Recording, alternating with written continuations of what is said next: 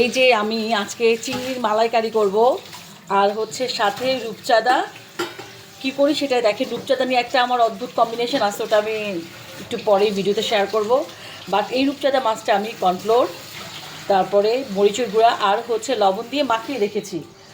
আর অন্যদিকে সেম প্রসেসে এটাও লেবু, কর্নফ্লোর, তারপরে একটু গুঁড়া মরিচ দিয়ে মাখিয়ে রেখেছি। সো দেখেন কি বানাই আজকে, এই দুইটা মাছই আপনাদের দেখাবো। আল্লাহ হাফেজ।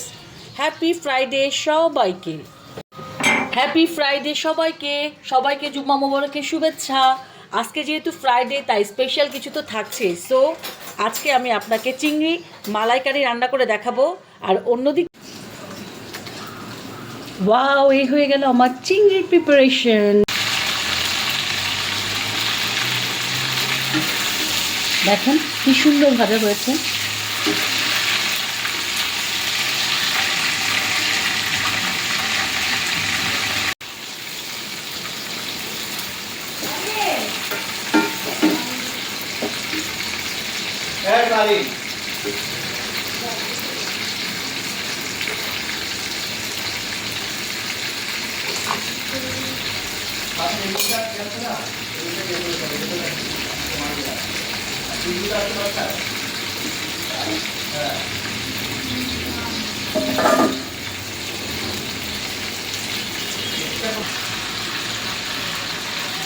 দেখেন আমি বড় একটা কি সুন্দর লাল লাল করে ভেজেছি দেখেন।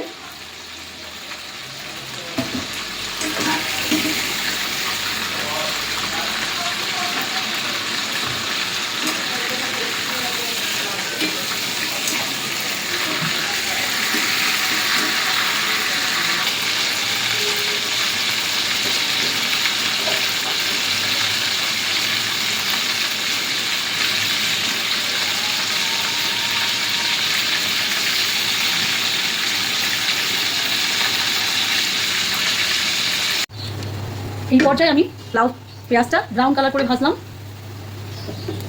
কাঁচামরিচ,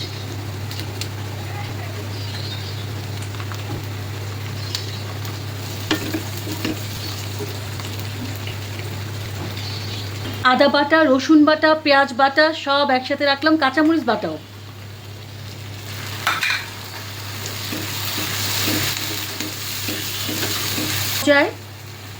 টক দই দিয়ে দিলাম,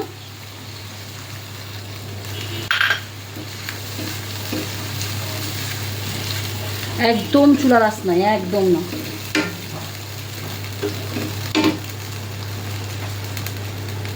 এবং প্রয়োজন মাফিক লবণ।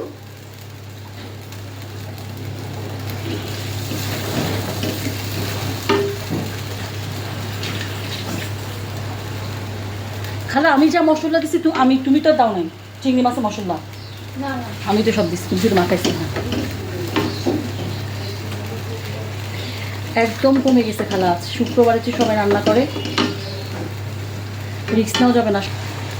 হলুদের গুঁড়া, মরিচের গুঁড়া আর হচ্ছে ধনে গুঁড়া।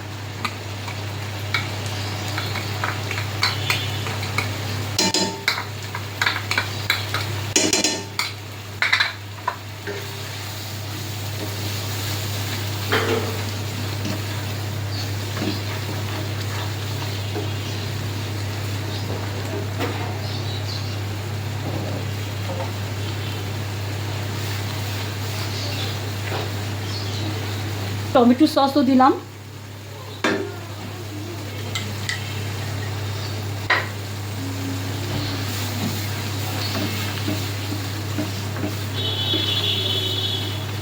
নারকেলটা একদম পেস্ট করে রেখেছি, সাথে পোস্তাদানা বাটাও দিয়েছি। আপনারা পোস্তাদানা বাটা আর নারকেল দিবেন, চিংড়ির মালাইকারিটা হ্যাপি হবে। দিয়ে দিলাম।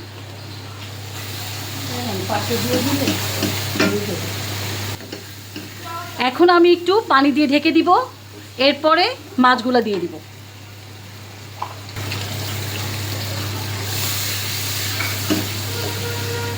এখন একটু ঢেকে দিব, একটু কষানো হয়ে গেলে দেন চিংড়ি মাছ দিব। এখন একটু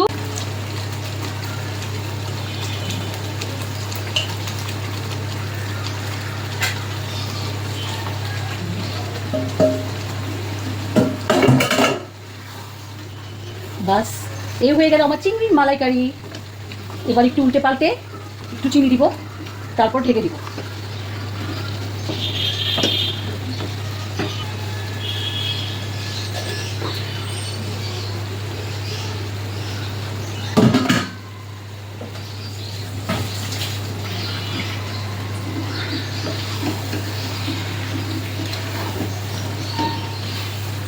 দেখেন চিংড়িটা ভেজে নিলে এটাই ভালো। অনেকে চিংড়ি ভাজেন না, কিন্তু অবশ্যই চিংড়ির মালাইকারিতে চিংড়িটা ভেজে নেবেন, তাহলে চিংড়ি উল্টালে পাল্টালেও ভাঙবে না, আর কালারটা অনেক সুন্দর আসবে। দেখেন এখন এই পর্যায়ে কি করব, এই যে হয়ে গেল আমার চিংড়ির মালাইকারি।